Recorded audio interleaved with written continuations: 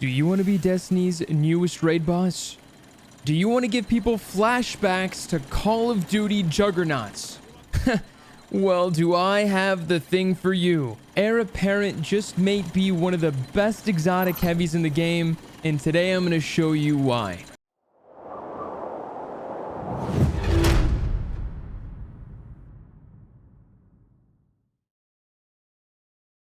Well, here she is, Heir Apparent. Now, if you don't have Heir Apparent, I'm just going to tell you I'm so sorry.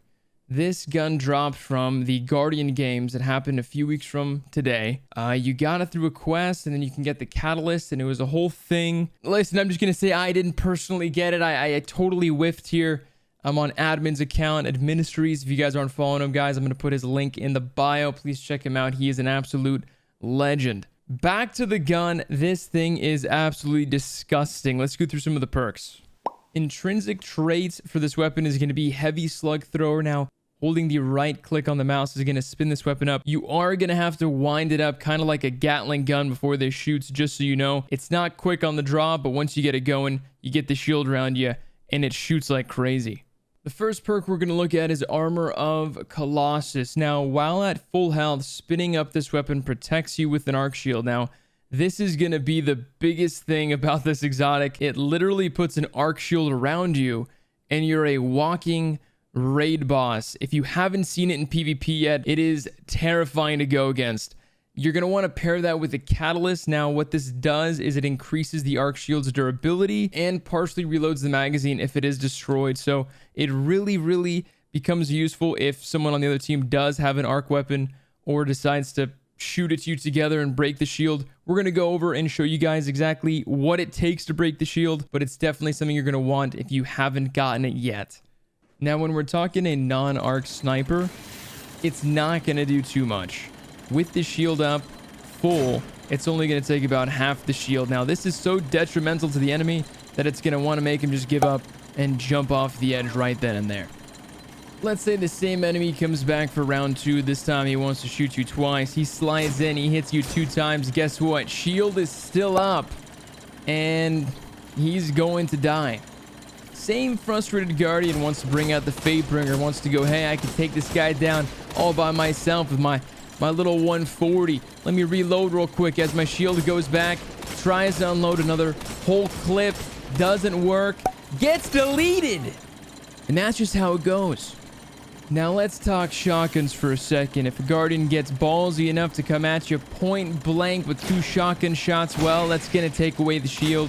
Just a couple more shots and, well, that's going to be endgame for you. Something that wasn't too surprising is that guns such as Bastion did actually one-shot down the shield. Now, it would take 2 shots with Bastion, but pretty strong as we all know. Something that came as a surprise was that Gnawing Hunger, even being a void, did actually melt down the shield and was actually a really good counter for this weapon. Now, if you ever encounter with someone with one of those nice fancy swords, just be careful. A regular hit won't do too much damage. You'll be fine. You're going to rebuild your shield. But if he takes a step back and he goes for a strong Beyblade, well, you might find yourself in a bit of a situation. You might be wondering, what about grenade launchers? The ones that take skill. Now, after they hit you the first time, it takes a little bit of health. But by the time they reload, your health is already back and your shield's already popping at full. And they're going to die. Now, just for fun, I did want to try out Trinity Ghoul. Surprisingly enough, this exotic only took 3 shots to kill us completely. No warning at all, so really nice. It seems with a 90 RPM sniper, even with arc, didn't take it down, but we did try it with a 72 RPM, and it did a lot more damage. Let's check that out. So with occluded finality being arc, it did actually take a lot of health down, almost killed us completely after breaking that shield, which was pretty insane. From short range, this exotic has a 0.3 time to kill. And if we're looking at longer range, it's still just as impressive. So let's go into some gameplay to see how this does in PvP. So right off the bat, I wanted to show you guys, this is actually a perfect example of playing against a cheater. We had someone on the other team who was literally shooting, I'm not too sure, through the walls or beyond the grave. It happened a few times. So I thought maybe that the shield would protect me. Unlucky enough against this type of cheater, there really wasn't anything that I could do. I seemed to just be getting bowed no matter where I was. So not great for that type, but for aimbotters, it's definitely a plus. As you can tell here in these like 2v1 situations, no one can really do anything, especially if they don't have arc.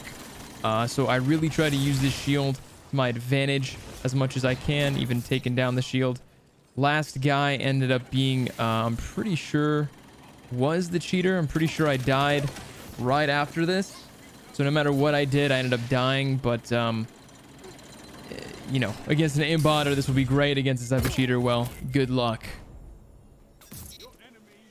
Now, here's a better example of what this can do. Now, we were playing regular survival, and these guys on team were fine. This was the first time bringing out Heir Apparent. You could see that no matter what, 2 Jotun shots is what it took to take it out. But by then, it was too late. Took out the entire team with ease. Literally a walking raid boss.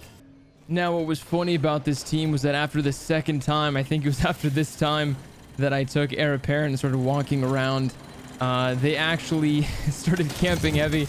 As you can tell, it just melts supers. That guy, he uninstalled the game. You can find him on Reddit making angry posts about streamers and such, but it melts no matter the situation, whether you're in a super, out of a super.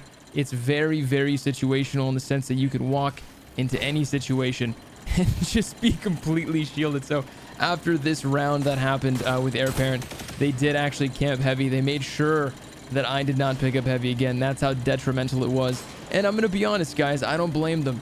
This is horrible to go up against, but really, really, really fun to use just because it's so overpowered. So it kind of brings me to the fact, guys, is this exotic the best heavy in the game? Is it the strongest? Is it S tier? 100%. In my opinion, this is one of the best heavies in the game, if not the best heavy that you could use. Rocket launchers such as Eyes of Tomorrow are strong, but they're a one-shot, you know, one-trick pony. You shoot it off, you miss, well, too bad. With this, you can literally have it for the entirety of the round, having it revved up, shielded, protected, and just taking out opponents one by one. So there it is, guys. I hope that this one was a shorter video, maybe a little easier to kind of watch. I don't want to make these videos too long for you guys. I just want to get to the point. So there it is. I hope you enjoyed. I hope you appreciated the strength of Heir Apparent. And thank you guys for watching all the way to the end. I really do appreciate you guys. So thank you for watching. I hope you guys have a great day. And we got one more message before we end off the video. I am actually sponsored by Advanced GG. If you guys do drink Advanced, it's great. Focuses up your senses, makes your games better, raises your KD. So if you guys do drink Advanced, I would love if you guys use my code Matty. It does support me, it does support the stream, and I would appreciate it. Thanks so much, guys.